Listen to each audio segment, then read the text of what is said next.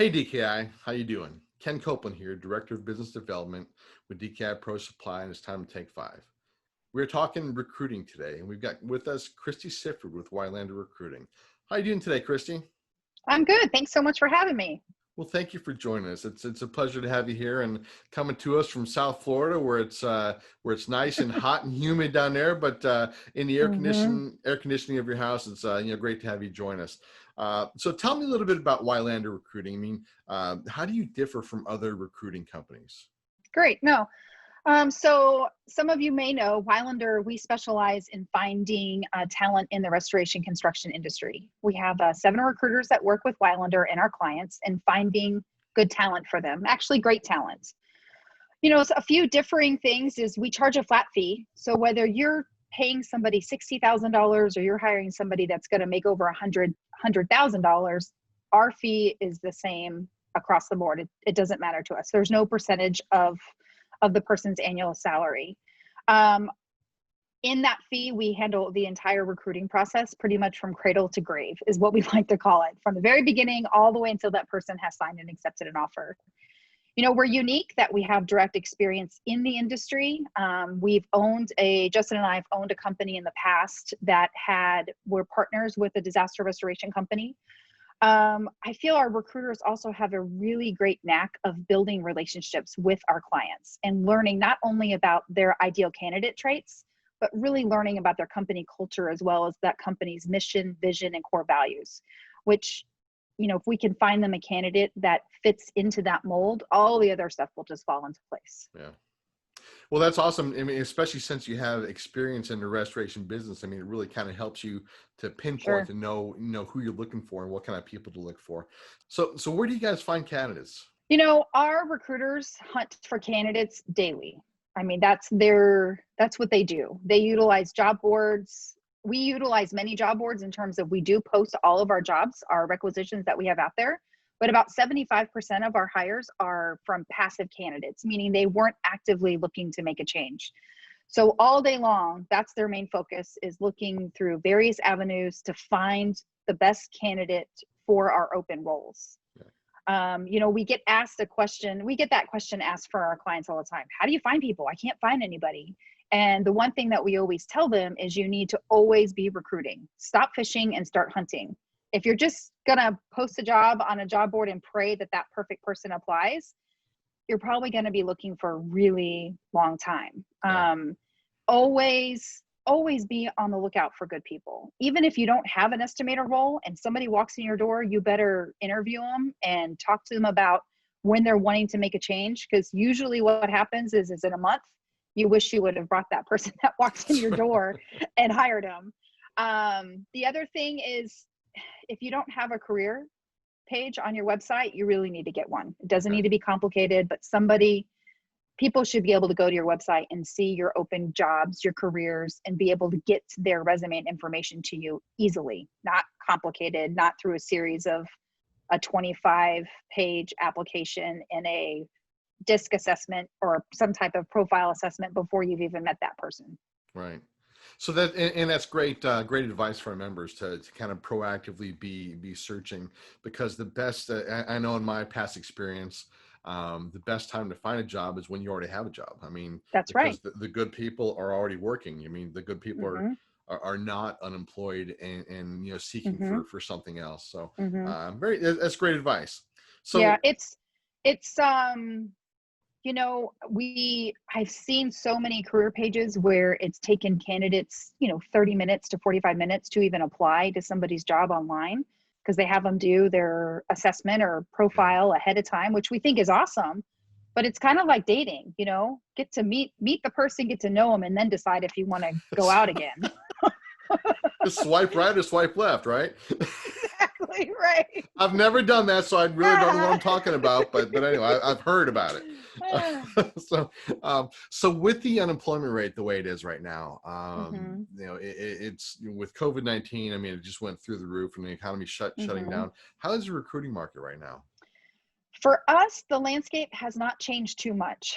Those unemployment numbers from what we're seeing are really service industry driven right now, where if you look at our last, economy downturn that we had, it was kind of across multiple industries: construction, mortgage industry, service industries.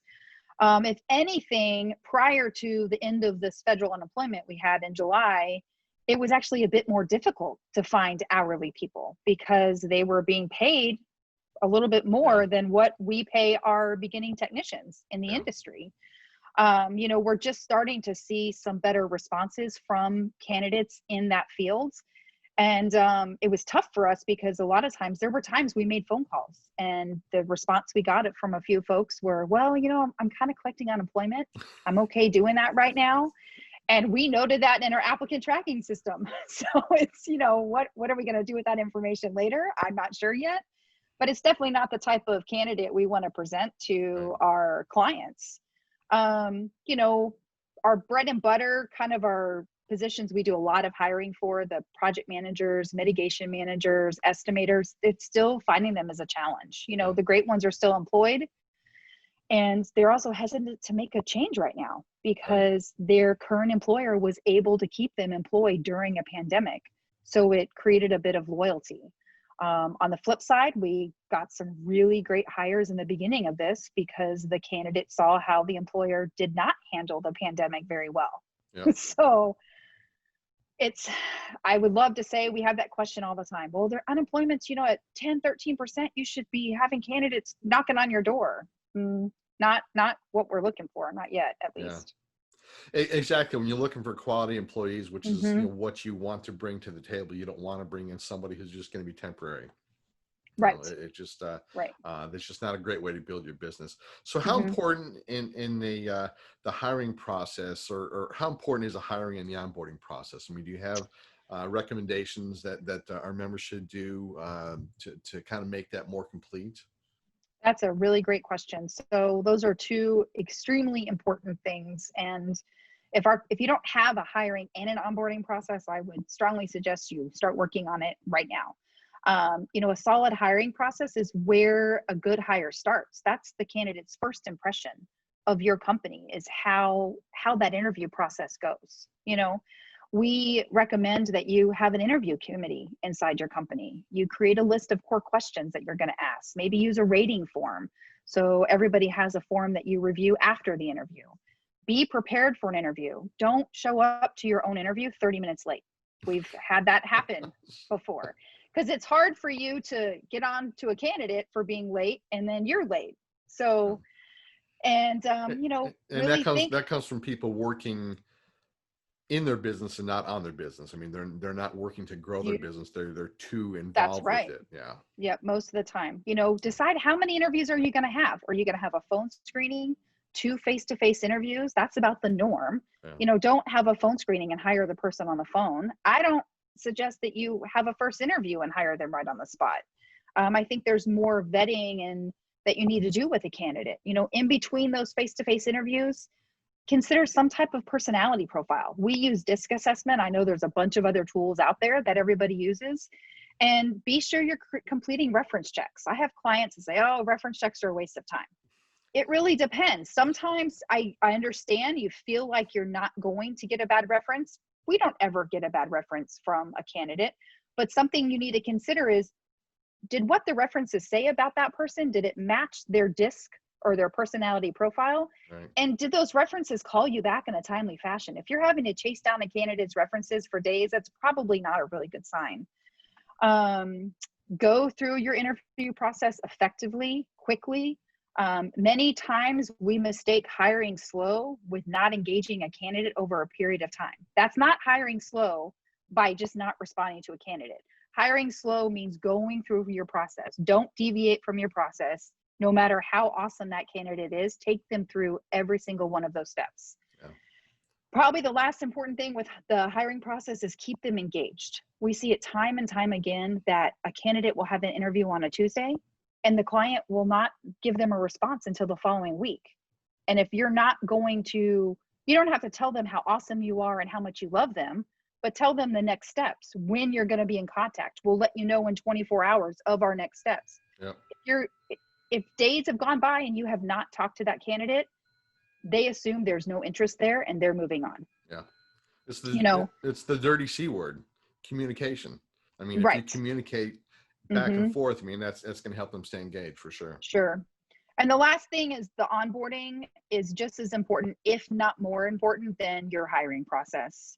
Many times companies feel that once they have that signed offer, they're like, okay, I'm done. My job's done. I found this perfect person. You know, now start doing what you need to do. But you need to have a solid onboarding process for that new hire. What needs to be done prior to their first day? What does their first day look like? What does their first week look like? What does their training plan look like?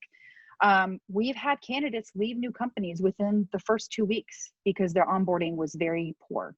Yeah. And it's all about first impressions. You got to set their expectations for sure. Sure, that's For right. sure. Well, Chrissy, thank you so much for Awesome. meeting Thanks with for me having today. me. It's been great. For you DCAN members watching this, if you're not part of the hiring and the onboarding part of your business, please share this with your HR managers or with your owners. WYLANDER Recruiting is a great partner, and she gave some great information, some great advice today. We'll have Chrissy's information here at the end of the video. So thank you guys very much. Have a great day, and we'll talk to you soon. Awesome. Thank you.